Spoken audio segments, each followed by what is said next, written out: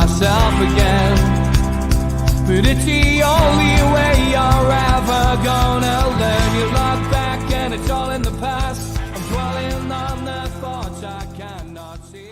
Good evening and welcome to NUFC Matters with me, Steve Wraith. It's a big welcome to the fans forum. Big welcome to everybody in the chat and all the moderators. And thanks to Kevin, to Vince and Darren for jumping on tonight. Hope you're doing well, lads. And this is a rarity, Kev, coming on a Monday night, talking about a defeat.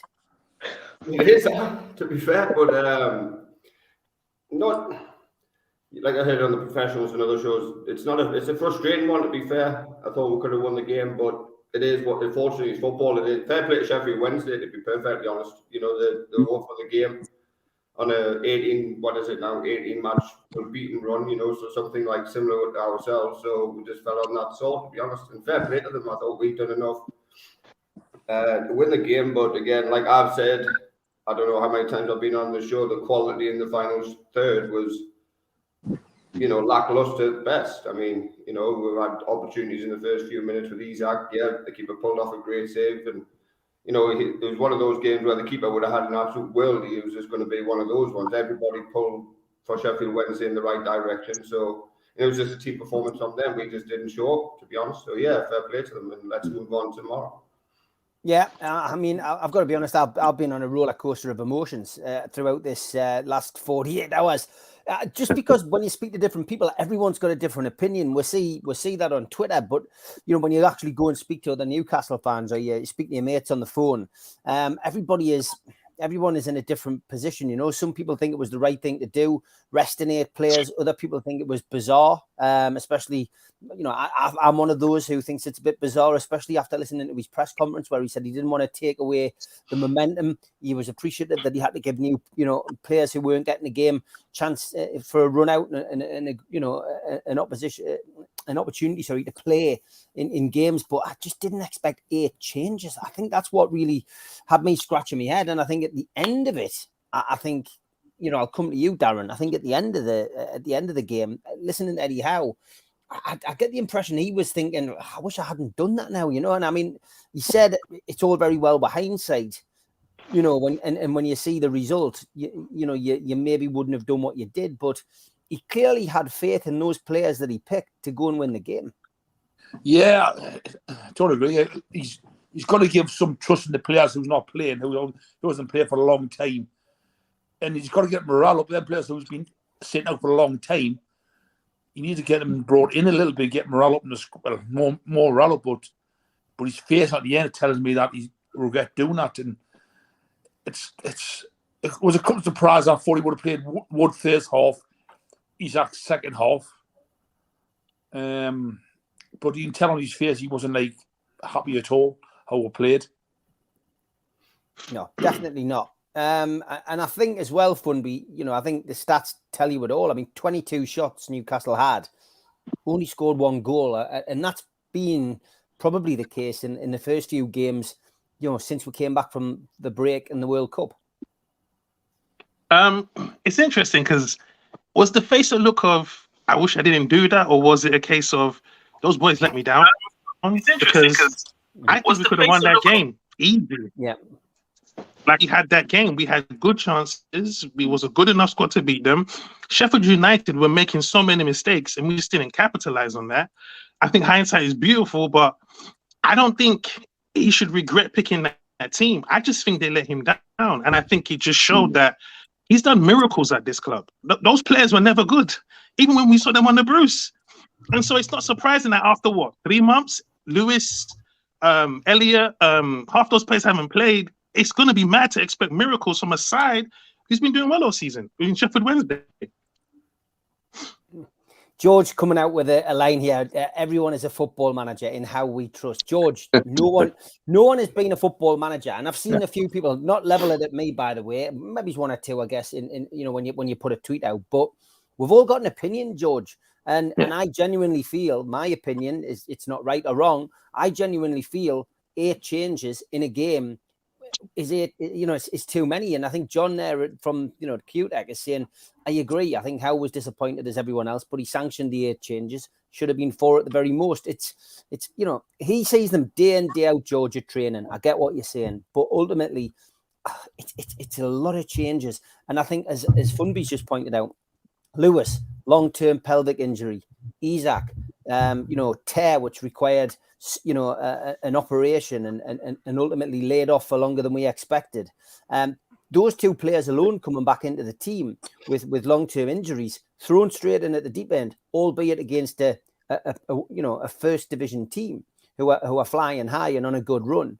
But it was still a gamble. It's a gamble that didn't pay it off. We should park it, but obviously, like, you know, it's Monday. We always have a chat on the fans forum after the game. I want to hear what other people's opinions are. And George, yours is just as you know, yours is just as right as everybody else's. Barry, I'm not sure if you sorted your echo out. That's why I muted you. Yeah, I've taken it off. That's great, mate. How are you, mate? You okay? Not so bad. Not so bad. Good.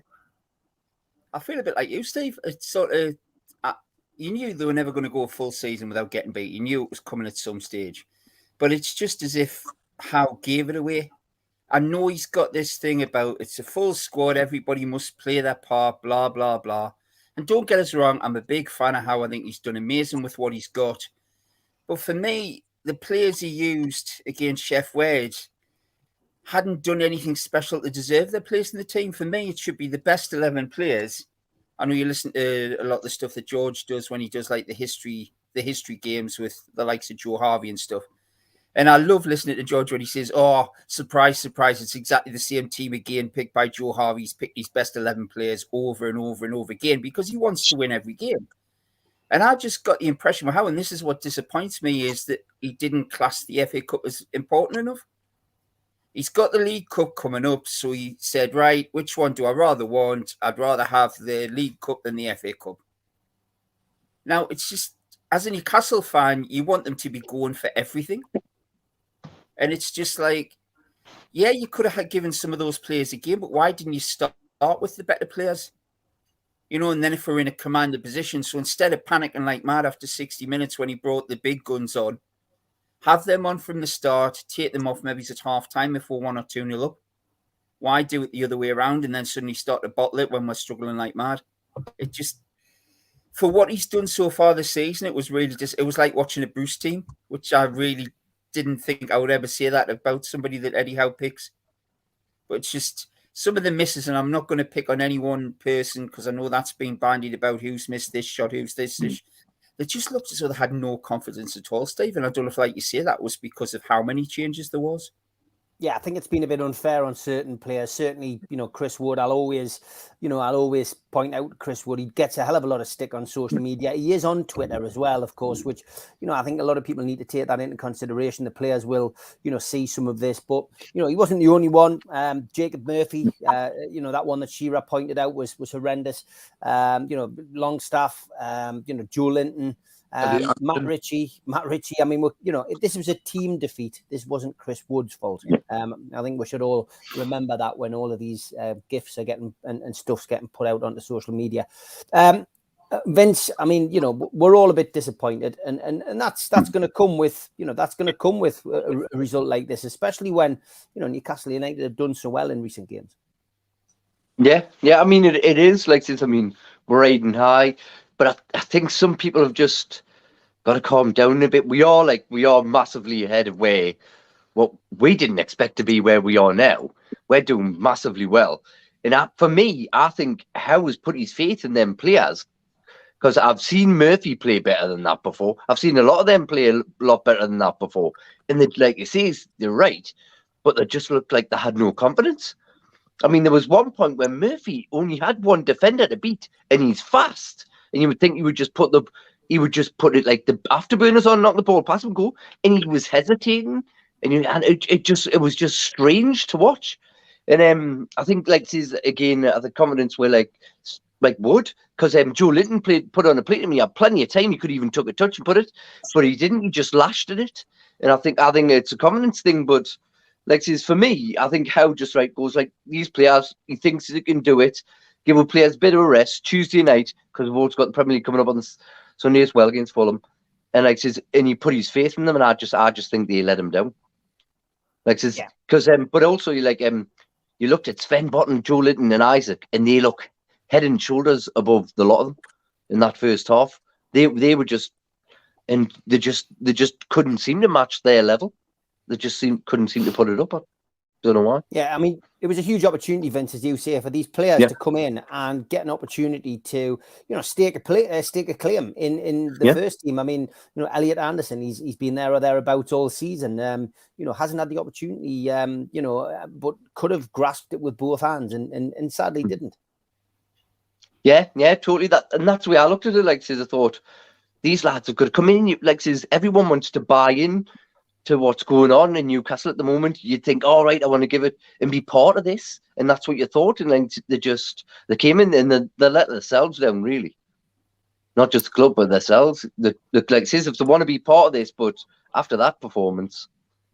Yeah, Kenny says Newcastle had momentum and were smiling, but now there'll be a bit of a downer. Should have played his first team and rested them once we had some goals in the bag, which seems to be a common opinion. Kev, I mean, I think the big shock for me wasn't necessarily Isak playing, because I heard a whisper, which I did mention on the show last week, that I thought that Isak would certainly play some part, and he started the game. It was Dubravka. I think the fact that Dubravka has to come back to the club, but then to see Dubravka in goal, I think more or less cements his place at Newcastle now until at least the end of the season.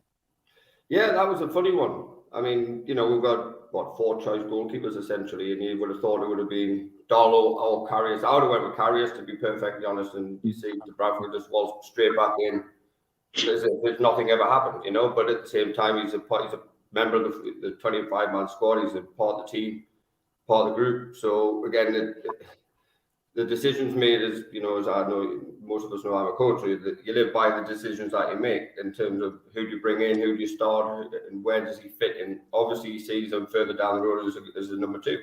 He doesn't. I don't think he sees Karius and or Darlow as his number 2. So it was a surprising one, and I was standing there with my son watching the game, and I was like, "We will look like why is he playing?" It was one of those where it scratch your head moment. But at the end of the day, he's still a good goalkeeper. He's not. I wouldn't say he's the worst keeper we've ever had. But I think the way in which we play and the way, like with his feet, he's not the best. With his feet, he's not the. In terms of his calmness around the box, what we'll have with Nick Pope, his distribution, his collecting of crosses and things like that. With Pope and goal, it just pours confidence out of the whole team that we know we've got somebody in there who can command that area. But yeah, it was just an interesting one. But again, I thought he could have done a little bit better for the second one, just looking at it from a different point of view, an analytical goalkeeping point of view. I thought he could have done better. I thought he was too far off his line. But you've got to look at it further where Joe Linton stick his leg out, where he didn't have to stick his leg out and, just let the ball run across him and go out on the left-hand side and we wouldn't have to worry about it. But yeah, the Dubravka one was a bit of a head scratcher, to be honest. I don't know where he's going to fit, to be perfectly honest. Now he's stuck with us until the end of the year, so we'll see what happens with that, So again, but you can't fault him really, but at the end of the day, it was a funny one for idea how to put him in. Darren, your take on the the re-emergence, I guess, of Dubravka. I mean, talking about his performance, I thought he played really well. I mean, he kept us in the game at times. Yeah, it's like you say, it's a head scratcher why he played, but he kind of did nothing wrong, didn't he? He played, he gave 100%. I think Karius deserved the game. He's come on loan in the first place, but it just shows you that he's for the rest of the season now, isn't he? So he's actually after number 2. So they put Nick Paul under pressure a lot more now. So it's a straight one, but he done not wrong in the game. The 2 goals, he couldn't be helped. They were good goals. He saved a couple of good shots as well. So he done more than enough on the day. But it's just like he's what got me, Steve, was people seeing Chris Wood hang his head in shame. You're like, we all know he's not the world best striker, but he works hard and he grabs hard. And helping to see Chris Wood hold your head in shame. And what about Isak? He must have sit there. Elliot Anderson, he must have sit there. And I'm not saying about them, hold their head in shame. It just annoys me a bit like that when fans talk like that. Yeah, Funby. I mean, Dubravka was always going to be the talking point, I think, especially when I'm coming back. And I mean, I think the opinion is that, he came out and, we don't know whether he actually said this. It could have been a misquote. We don't really know. But, that left a sour taste in Newcastle fans' mouths where he more or less said he was going to a bigger club. He didn't get a chance down at Manchester United. He's come back with his tail between his legs. What was your take? Were you surprised to see him in between the sticks at the weekend? No, because I've seen Dubravka between the sticks at Newcastle for almost 5 years. So him coming back, I didn't want Cardallo to start. I don't have particularly great faith in Cardallo being in goal. So that the goalkeeper issue is not an issue. It's only because we lost the game. Everyone's looking for a reason to say something. The truth is this. Dubravka was our goalkeeper. We brought in Nick Pope, who is clearly better. But we dislodged him and he fell away. So he went to play. It's just football. Look at Murphy. Look at Wood. People are crying for them to just leave, like just walk out of the club. Because that's just football, because we don't think they're good enough. So Dubravka's not an issue. That's not why we lost the game. We lost the game because we had a weak inside. It didn't work out. And that happens in football. We're not that team yet. We've been overachieving this entire season. And we can't all throw our toys at the pram for one defeat. When people like Arsenal's fan base who cry because they don't get results. We're better than that, man. We don't need to worry about that. We've got a big game on Tuesday, We should be excited about that. We were never going to win 4 trophies this season. Something had to give. We've still got a great season ahead of us. And we can't throw our toys out because we don't get one game. It's just not right. No, I think you're right, and I think George McVeigh mentioned in the chat there earlier. Don't forget we're well above the curve, which is true. We're never supposed to be in this position. Staying out the relegation, set and essentially just going for a longer run in the cups is all we really wanted to hope for this year, wasn't it? Yeah, 100%. Barry, your take on Dubravka? I mean, I like the guy. I know he's blotted his copybook by his comments and everything else, but I don't think there's that much difference between him and Pope. I think Pope is slightly ahead of him, but like you said, watching Dubravka in the last few seasons, he's been up there as a goalie for Newcastle. He hasn't done that much wrong apart from obviously. I mean, I said this the other day. If he'd gone anyone else other than Man United, we wouldn't be having such a big issue about it. It's because it's them. And anybody making those sort of comments, I mean, Steve, you'll remember the Andy Cole saga when he left to go to Man United. Some of the things he said, it's the same scenario, but it's just Dubravka wasn't the problem. Like you say, it's too many changes. I felt so sorry for Botman because at times he was the best defender on the pitch still, and he was like looking around, and he must be thinking, "Who the hell are these 3 numbers playing alongside us?" Because he's normally got Shaw, he's got Byrne, he's got Picky alongside, and he looks across, and there's Lewis falling on his face. You've got the Cells running up and backwards and forwards across the pitch with knee ball, and then you've got. He must have been over the moon when Trippier came on because he must have thought, at least I recognise who this bloke is. You know what I mean? He was still pulling it out the bag, and he must be thinking, "What the hell am I doing playing for this side? He's took everybody else off, and he expects me to do it on my own." So it was just, it's like you guys said this morning, Steve. It's pulled the cover off at our shortcomings. We're doing so well. We're so far up the table. Now we can see where the problem issues are, and it gives Howe and the backroom team a chance to do something about it. And like somebody else said, it's better to have done it in that game than it would have been against one of the so-called top 6 sides, and we've got a humiliation that way. Yeah, very true, Vince. The Dubravka situation, I mean, it would draw a line under it now, I guess, because he's been in, he played well. We know Pope will be back between the sticks tomorrow night, all being well. And from our perspective, we see where we go with Dubravka. Mm-hmm. Well, yeah, and that's like the lads have already said. Like, Dubravka is a good keeper. Like, he's been in for the 5 years. I mean, there was a brilliant save he made where it was even deflection, and he managed to get his great shot stop on that. But definitely, Pope was better. Like, the distribution, what Howe would want from the back, definitely in that way, because it's quicker to get the ball out, move it, and stuff like that.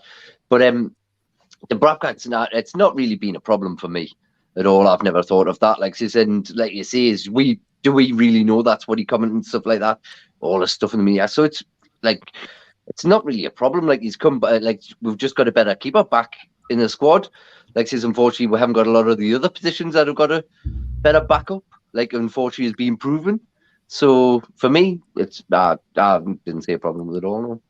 All right, I'm going to give you the opportunity to talk about ASM first, and we'll go back around the other way. ASM, that was a big. Well, that was well placed. That was a big conversation on Saturday morning. I went to the gym Saturday morning. Somebody said to me, "Have you heard about ASM not getting on the bus?" I went, "No." You know, he didn't get on the bus. He didn't get on the bus today, and I was thinking, well, he travelled yesterday. So that for me straight away set alarm bells ringing that it was just one of these cock and bull stories. There does seem to be some truth in it by what's still filtering out. But at the end of the day, ASM put up a post saying that he was supporting the lads and he was behind them. Eddie Howe told us that But at the press conference beforehand, he would have a look at people, and if they weren't right, then we'd be picking other people, and that's what happened. I mean, it's as simple as that, and we would expect the ASM to be fit and raring to go tomorrow. But what we really need in this second half of the season, and we're coming into the second half of the season now, is we need ASM firing on all cylinders, don't we? Because if we do progress against Leicester tomorrow night, and we get that opportunity to get into a two-legged semi-final. We've then got Fulham, which gives us a great opportunity to cement our place in the top four. We need ASM 100% firing on all cylinders, playing for the black and white shirt, and and I think really what we need to do is give them our full support, continue to do that, which is what we always do.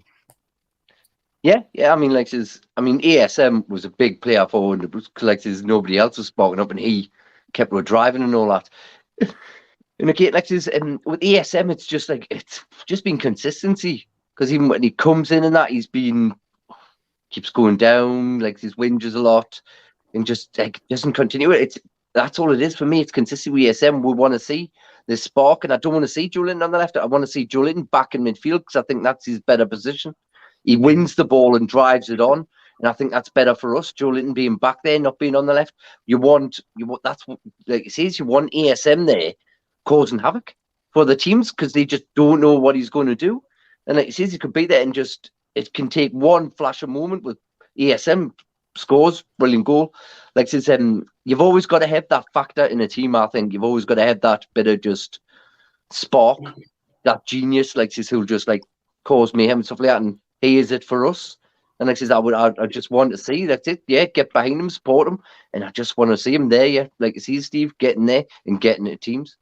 Yeah, big shout out to Nat, Sheffield Wednesday fan in the chat, says, better finishing and you win this game, but I'm very happy with our performance. Look, Nat, well done. Better team won on the day, no doubt about it. I mean, we didn't take our chances. You're right on that. But it was great for you guys. You got a great home draw as well. And you're fighting on two fronts, FA Cup now, and that brings in much needed money for Sheffield Wednesday as a club. But also, you've got an opportunity to get promoted. And let's face it, Sheffield Wednesday are not a first division team; they're a championship team. And a bit of investment, and who knows where they can go.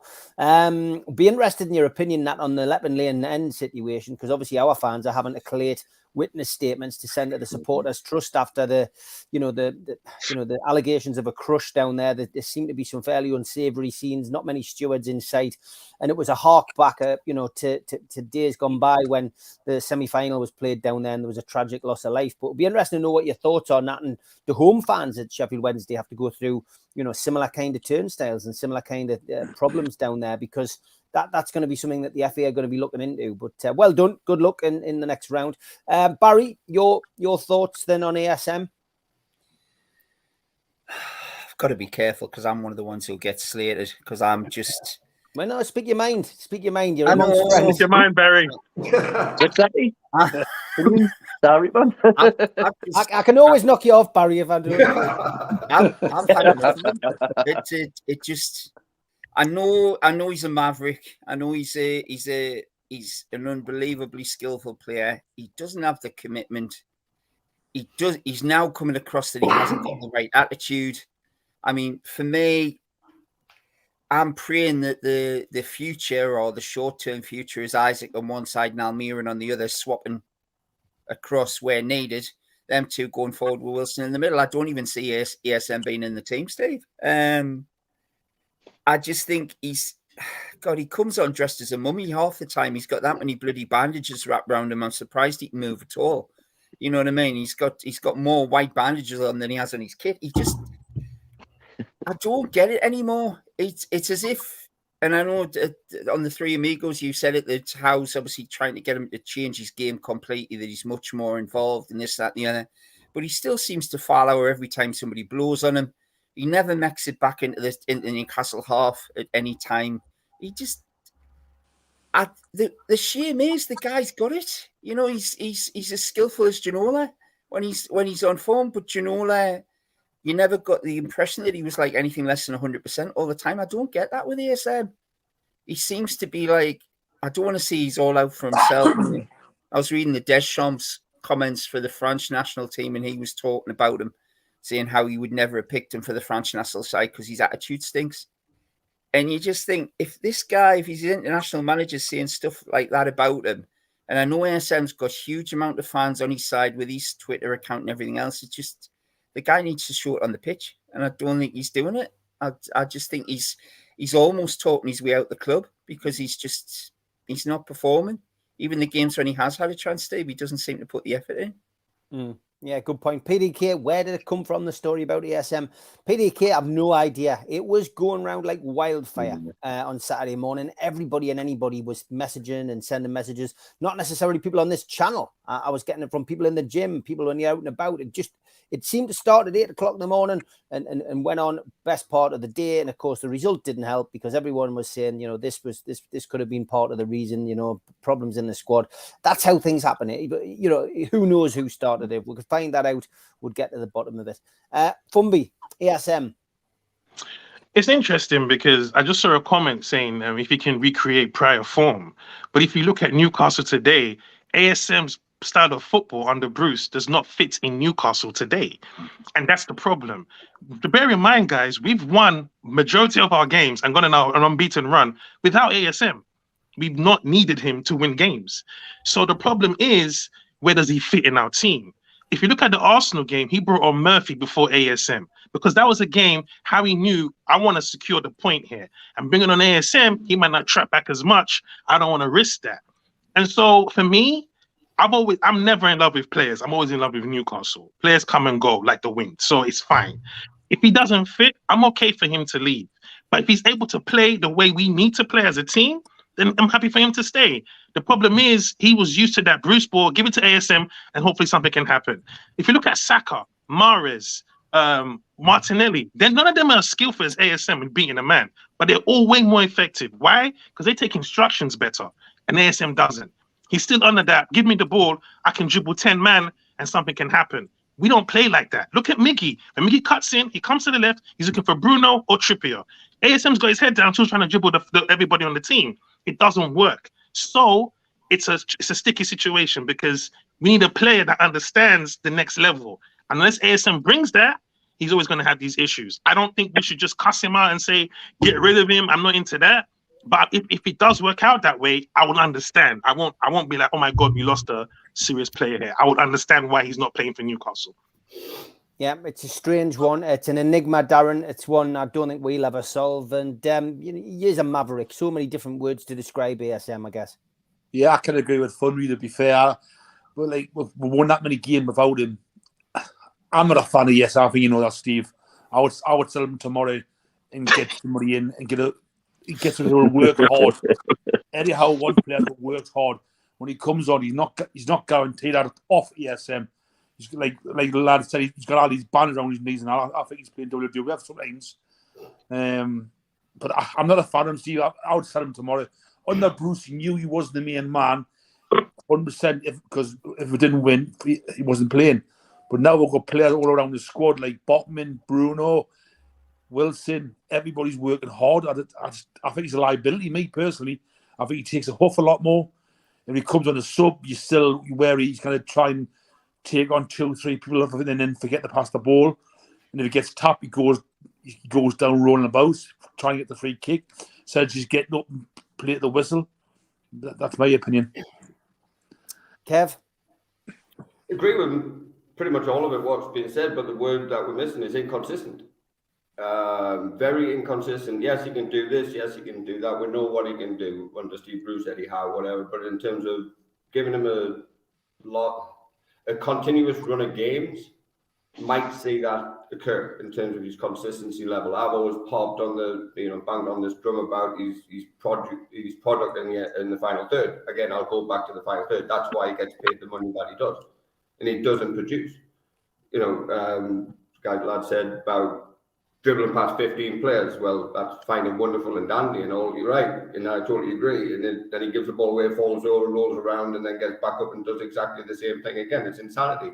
He's doing the same thing again over and over and again. It's not working. Any coach in the world, any manager in the world can tell him what to do, but he's not going to do that. He's just going to do him and be him, which is fine.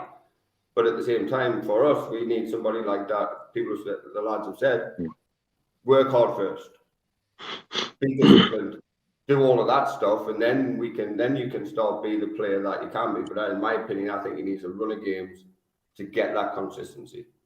But I don't think he will. And again, I'm agreeing with a few of them.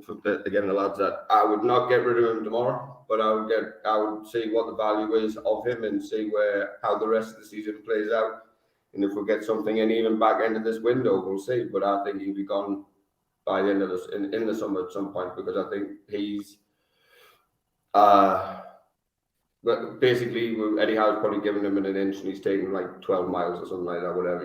He's just taking the piss a little bit, in my opinion. So at the end of the day, like you said, he's talking his way out of the club. We can move on. It's fine. Like MB said, football is a commodities. It's a business. Let's move on. We'll be quite happily find somebody different who can give different qualities of what Eddie Howe wants and what we need moving forward. So yeah, it's just an inconsistency for me. Shez says some have clearly not seen the stats for ASM under Eddie before he was injured. He hasn't been over dribbling under Eddie. Look at his performance before his injury and against City. He is passing more. Daz says there's loads more players we should clear out before ASM. Nat, thanks for getting back to us with regards to Sheffield Wednesday. He says, as it's been reported from our fans and some press, some Newcastle fans were stood in the aisles rather than their seats, stopping other fans from getting in. But we should have had some stewards there. Okay, thanks for clearing that up. And Steve Bruce, we mentioned a couple of times tonight, of course, the news which Julie put in the chat slightly earlier. The big news isn't about Gareth Bale retiring, of course, who now has decided to retire from international football and retire from club football. So Gareth Bale, farewell to him. Some entertaining games, and of course, he scored against Newcastle on more than one occasion. But Steve Bruce, and it's been now reported across the news network, has decided to hang up his managerial coat. So as a little tribute to Steve Bruce, I thought I'd play his finest hour. Very slow. We were definitely.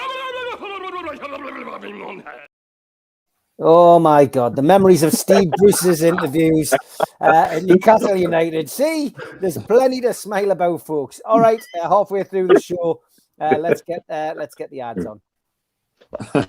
A big thank you to all our sponsors, as always. Thanks to Skips and Bins, telephone 0800 25 45 25 3, email inquiries at skipsandbins.com, and our website skipsandbins.com. Easy, contract free, and pay-as-you-go waste collection. Thanks to Garden of Healing Dispensaries, CBD hemp and cannabinoid specialists. You can find them at thegohd.com. Thanks to Mr. Vicky's sauces, which are handmade in Cumbria, and you can find them at mrvickys.co.uk. If you want to make an order, give them a call on 01768 210 102 or email info@mrvickys.co.uk. Thanks to Blowhole Breweries. You can get a selection of beers, and the cans are in the design of the old Newcastle United entertainers strips. Blowholebrewery.co.uk. Thanks to Melly's Carpets and Beds, laying our reputation one recommendation at a time. The best quality around at the cheapest prices. Melly's Beds and Carpets.co.uk. Email sales@mellysbedsandcarpets.co.uk or give Melly a call on 01670 632 216.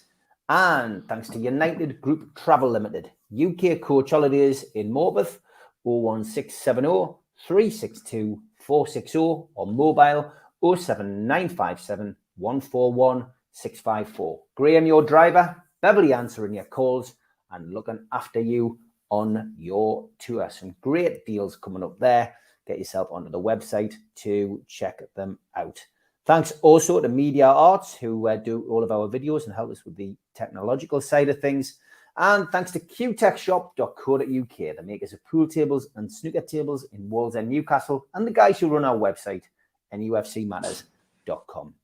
If you want to subscribe to the channel, then hit the subscribe button below.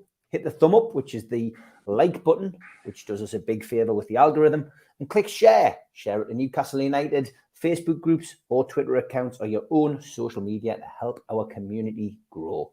And if you want to join the channel, hit the join button.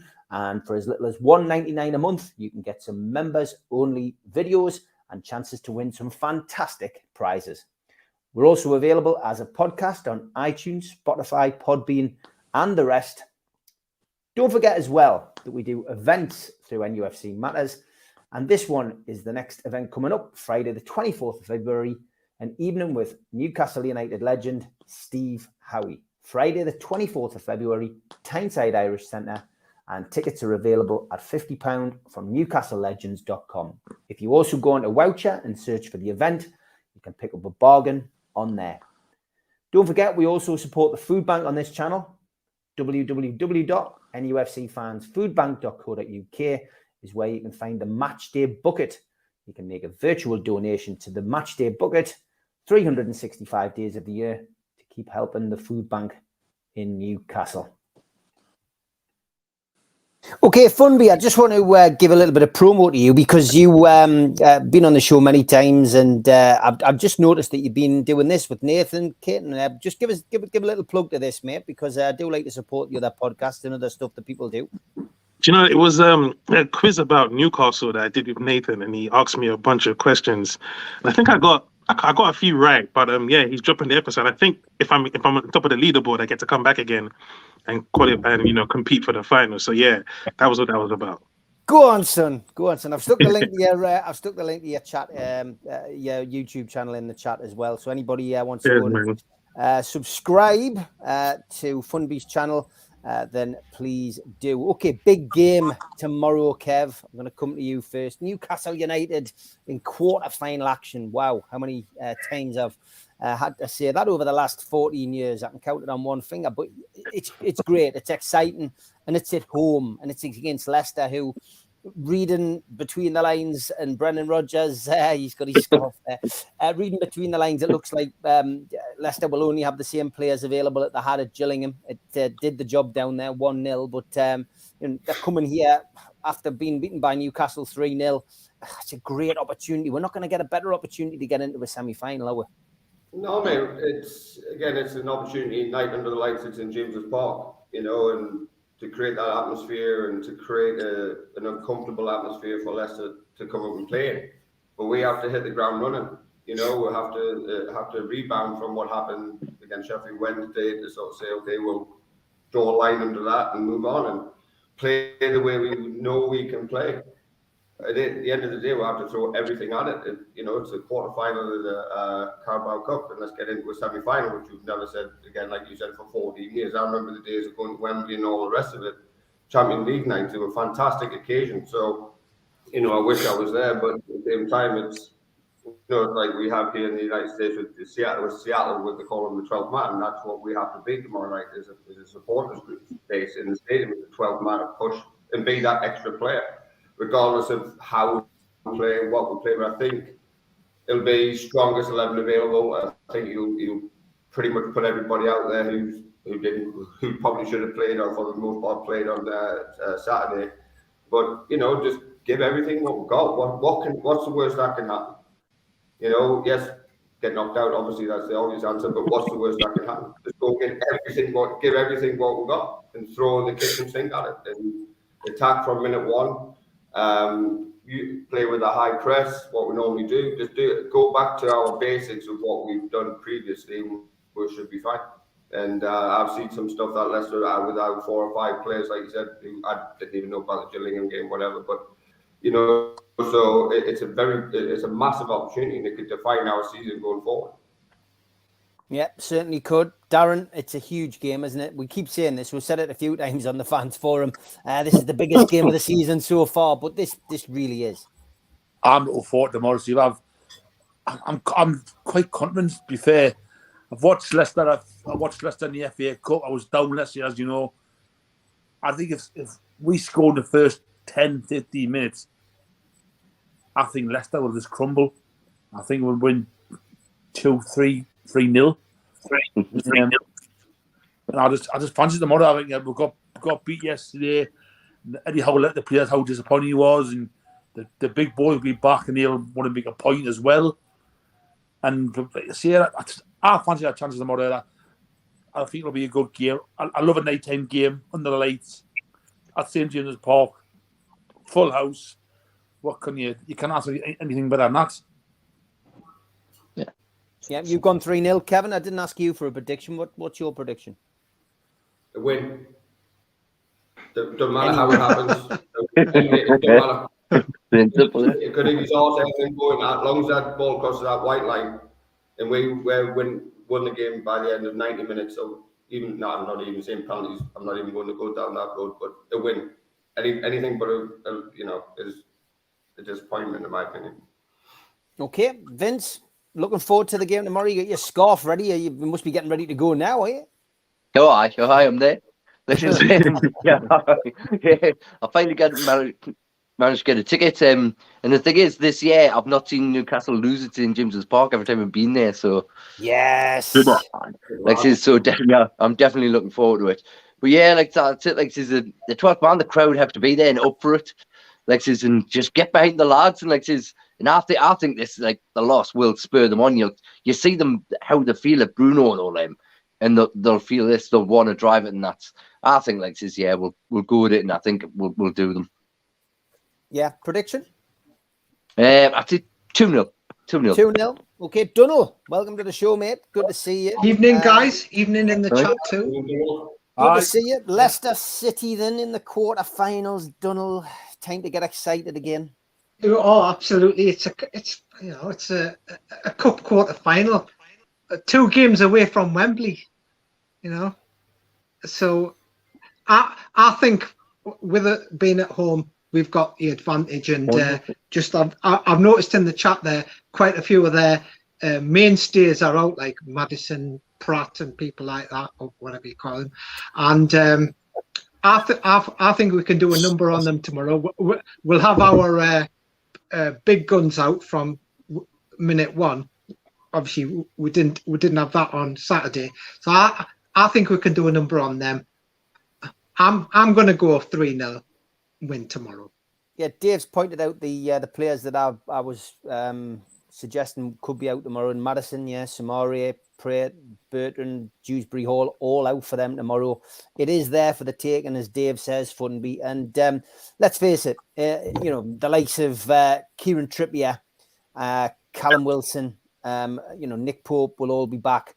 These guys will want to win. Bruno will be pumped up for this.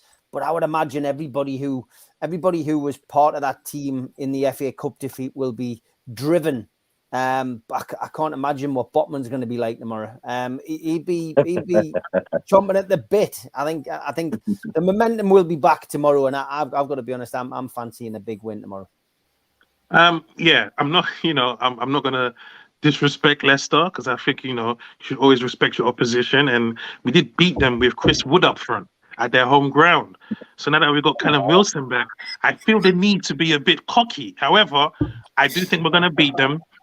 But the thing that makes me the happiest the most is this: when Wilson comes off, we can bring on Isaac and not Wood. That's what I'm looking forward to.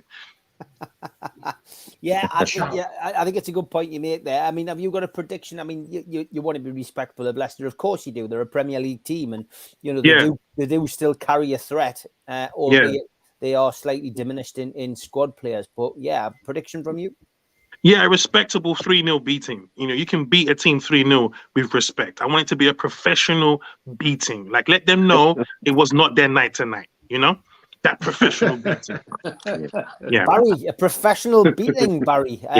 Yes, sounds interesting.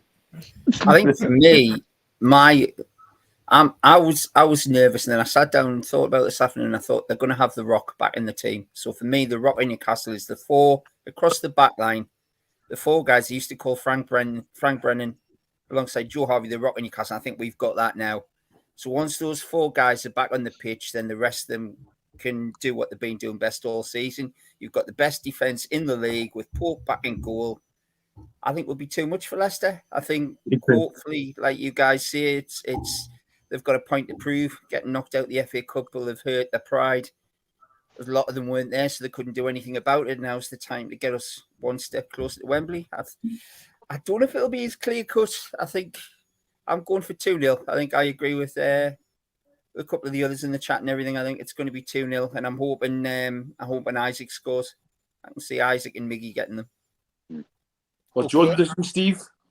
Yeah, I think it'll win 2-0. I think Newcastle will win. I've seen the Mark Edward Brown says maybe I've supported Newcastle too long.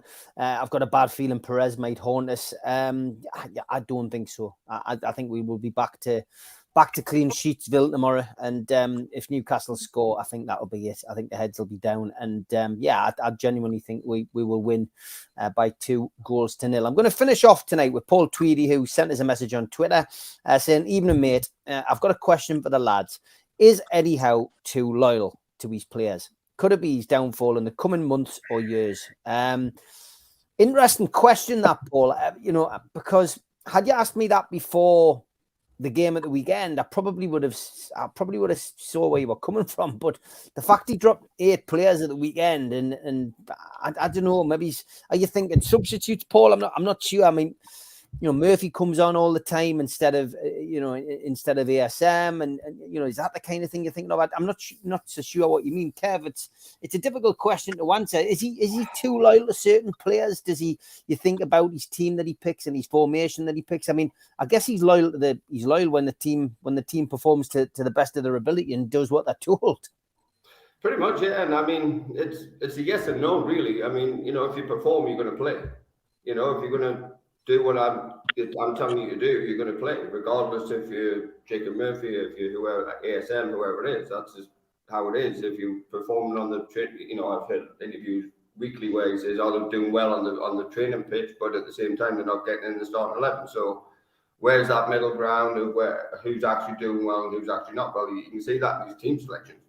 But I don't know. It's again, it's a difficult one as a manager / coach where you see, you do all the analysis, your analytics, and on the other team is, it's horses for courses. But again, you could say it is loyal, but it's at the end of the day, onto the player, you're going to do a job for me. And I think it's more of a trust thing than a loyalty thing. I trust players versus I'm going to be loyal. Yes, you perform, and if I trust you, I'll play you. So it's a yes and no, but at the same time, probably more yeah. To be fair, but because I'm telling you what to do, we'll look where we are in the league. With like lads have said, we're best defensive record in the Premier League. We're sitting 3rd or 4th, and it's not broken essentially. But as of Sheffield Wednesday, but that was an understrength team. So it's a difficult one. Really, he makes the decisions. At the end of the day, we can sit here all day and argue who should be playing where, what, how. But that's what he gets paid the big money for, to make them decisions. But again, I don't think it's a loyalty thing. I think it's just more of a trust. I trust you, you do your job, and then if you do not do that, then you will be sitting beside me and keeping the bench warm. Darren, is he too loyal to his players? I think he's loyal to the tactics he plays, and he wants to win. Loyal, he wants to win every game. I think he trusts a lot of players, and he's trusted a lot of players who let him down the weekend. But I see he's like these players, but in a good way, because he wants to win every game, and that's his mentality: win in a good way. I know Saturday was like a setback. We got beat. Fair enough, we got beat. But I think he's like I think he's like these players that he wants to play the strongest team as possible. Okay, that's it. It's a solid answer. But what's your take on it, Vince? Is he too loyal to some of those players in the team? I mean, it's difficult when someone drops a question on you like this, and even I'm struggling for an answer with this. I've got to be perfectly honest. No, I agree with what Kevin Darren said. I think it's more like trust and loyalty, like he says, he puts trust in the players. He sets it out and says, "This is what I want you to do," and what they've been doing most of the season is doing exactly what he says. The graft have put in 100%. They're putting it all in, so he'll keep on choosing, going, "Yeah, do the bit." And they just, like the other night, they just let him down. He did trust to put them players in. So I don't think it's like, I think it's just like his trusting to perform his way. He's got a plan to set it out, and he wants you to deliver that. And like says, I think like says, we could possibly look at the way with ESM. You could look at that. Like says, it's not likely he wants someone there, and that's why he's playing Joe Linton so well, because he knows Joe Linton will get back. Like you says, he's put on Murphy on before ESM because he knows Murphy will attack back, will give him more than he wants. So I think that shows you it's more like trust in having trust in a player to do what he says rather than likely. Yeah, totally agree. Yeah. All right. What's your take on this, Donald? Yeah, it's a trust thing. I mean, he trusts the system he plays, 4-3-3, and in terms of the players he puts out there for his first 11, he knows they'll do a job for him. He can trust them to, as everybody said, like Joe Linton, to track back as well as do his thing offensively. Yeah. Why he's not choosing certain players, certain mercurial Frenchmen, because of the thing, he can't trust him to get back and, help out in a defensive capacity. But whereas somebody like Joe Linton, Murphy, he knows that, and even Miggy, I'll put Miggy in there as well. He knows as well as defensively, they will go back and help the team out. So that's where I think Eddie's coming from. So loyalty, it's a trust thing, definitely a trust thing in there, in my opinion. Loyalty has to show for them to think, how was every faith in them, says Kenny. That could be a tattoo, I think, Kenny. Or a t-shirt. Or a t-shirt. Roger Cook, I've heard enough to suggest he's not such a soft touch in the training room. Loyalty were due. Funby, this loyalty question, it's interesting. I've stuck a poll up actually in the chat for those 180 sitting watching. Stick your views in. I'll announce it at the end. But Funby, your take on this? It gets you thinking, this question. Well done, Paul. It's funny because I actually don't think he's loyal at all. I think he's rewarding of players who do well. You look at Fraser last season. I thought he was going to be team captain by now. Now he can't get anywhere near the squad. If you're not playing the way Eddie plays, he's dropping you. And if you show your commitment to the team, like Murphy, like Sean Longstaff, you will play this season. None of us thought Sean Longstaff would play this much this season. And look how he's played, because he's able to execute what Eddie wants. So I don't think he's actually loyal. I think he's just rewarding of those who deserve it. And I do think if you're not performing to his standard, he's ready to cut you. Like ASM, like Fraser, like a lot of players, unless he has to play you. So I think he's got the balance right in terms of knowing, showing players, well done for performing, and also letting players know you're not of the standard. So yeah, I don't think he's loyal like that at all. Okay. Barry, your take. I mean, my thing with him, obviously, like yourself, Steve, I go back. The team and the way Howe's managing them now, I liken it a lot to the Keegan era with Sir John Hall. He's got the trust of the chairman. He's got the trust of the board. He's got the opportunity to create the whole club the way he wants it to be. I mean, we haven't had that in between the two. Even when Robson was there, he didn't really have 100% trust of the board. And I think Howe, like Keegan, is building this familiarity in amongst the squad where they've got trust in each other.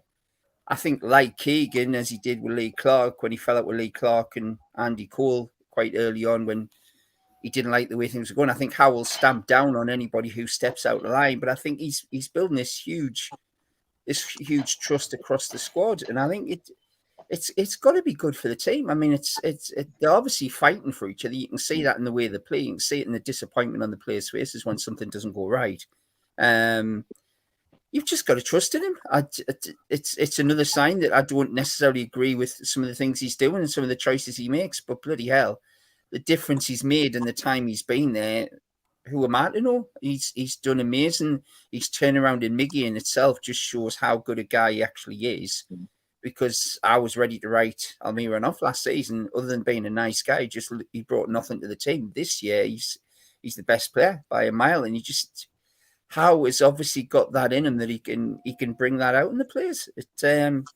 He's done out wrong. I mean, like you said another night, I started off this season thinking, God, are we going to be fighting for 15th place in the league? You know, we're looking for an improvement. It's neat in hell. I thought we'd be battling for 3rd, 4th position at the time of the season with the squad we've got. I'm over the moon. Let him do what he thinks is best and give him the chance. Like Keegan came in with no experience and he got the opportunity to build the team. You know, saved us from that relegation the first season. God forbid, after Aussie nearly took us into the old 3rd division. So give Howe the chance. I think he's going to do amazing. I think he's. I've got faith in what he's doing, and it's an awful long time since I've been able to say that about a Newcastle manager. Yeah, I think what we've managed to do is have a collective, perspective given on Newcastle from all different corners. All of us have got different opinions on Newcastle United, but I think having the panel on tonight is worked well. But I think we've all given a different perspective of how we're feeling. I think we're all. It's been a bit like a therapy session in a lot of ways. We've had Steve Bruce. We've had Steve Bruce deciding he's going to retire, which has reminded us that we did have that guy in charge of our football club. And actually, things aren't as bad as they may have seemed when Newcastle crashed out of the FA Cup. The poll in the chat, 61% said that Howe isn't too loyal to his players, 38%. So it just shows you, it wasn't as cut and dry as I thought it would be. Good question, Paul. We'll do a little bit more of that next week on the Fans Forum. I just want to thank Kevin, Darren, Vince, Dunnell, Funby and Barry giving up an hour of their time tonight for coming on. Thanks to everybody in the chat and the moderators, and we will be back next Monday with the Fans Forum. Take care, lads. Take care, man. Have a good one, lad.